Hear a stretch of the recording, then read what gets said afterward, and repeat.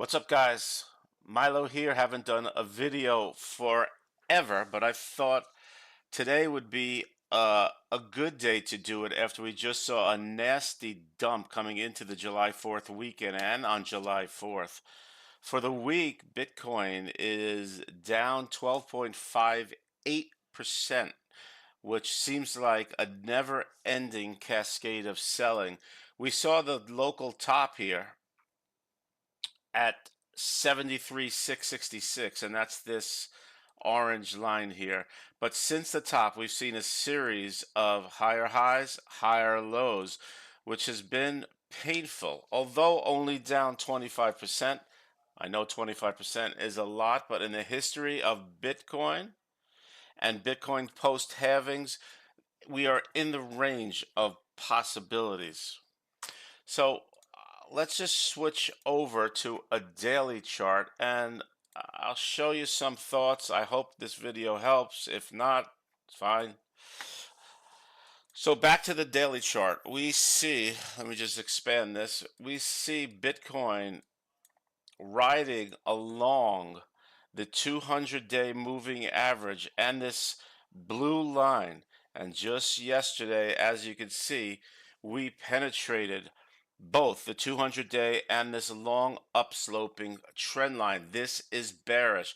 Anything below the 200-day moving average in general, an asset, whether it be equities, bonds, pretty much anything you're looking at, if you're below the 200-day moving average trend, you could be looking at a bearish situation. We know institutions use that line out of all lines to gauge the proxy of the health of any assets. So now that we are below, what do we do? We've bounced right from this orange cluster. And what's interesting and what I put on Facebook this morning is if you take these three lines, 1, 2, 3, and we connect them all, we are getting three touch points. 1, 2, 3. This third touch point corresponding to this cluster lows. So it is possible, despite all the FUD and doubt, that we do see a bounce. However, that bounce will not get us out of the woods by any means, and I'll show you what I'm talking about. If we take out the brush tool, which is this, and a good test, what would change my mind or flip bullish would be a bounce from this level up to this trend line. That would also correspond to the 200-day. If we get a retest and a rejection, that's a negative sign, which will probably send the price lower.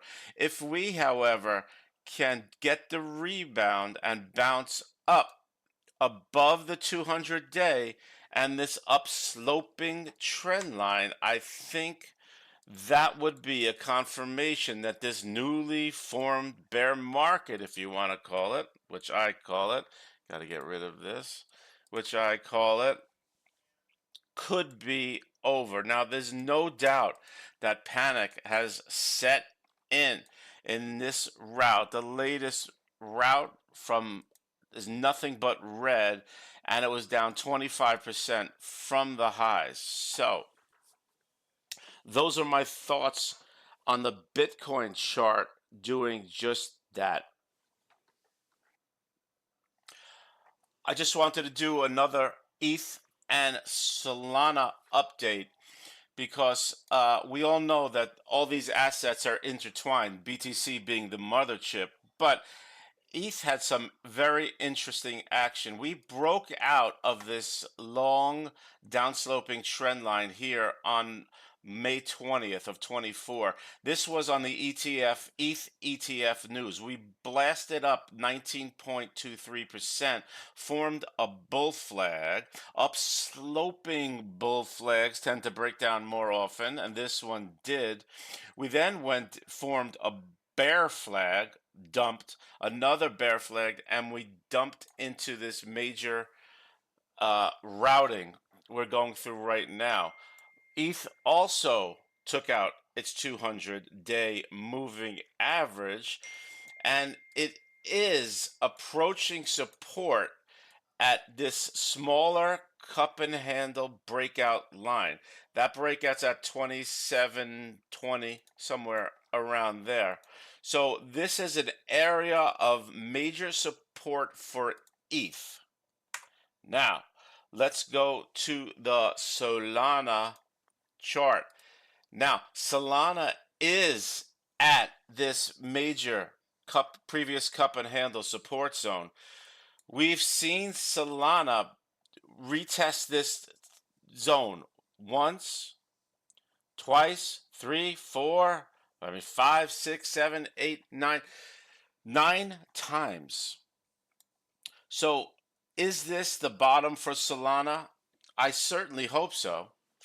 But if we bounce back to the Bitcoin chart, and one thing of concern would be if Bitcoin takes out these lows. Here we have Bitcoin's previous cup and handle breakout. We are still way off of that test line, approximately 19%. So if another 19% drop, we'd be at major support.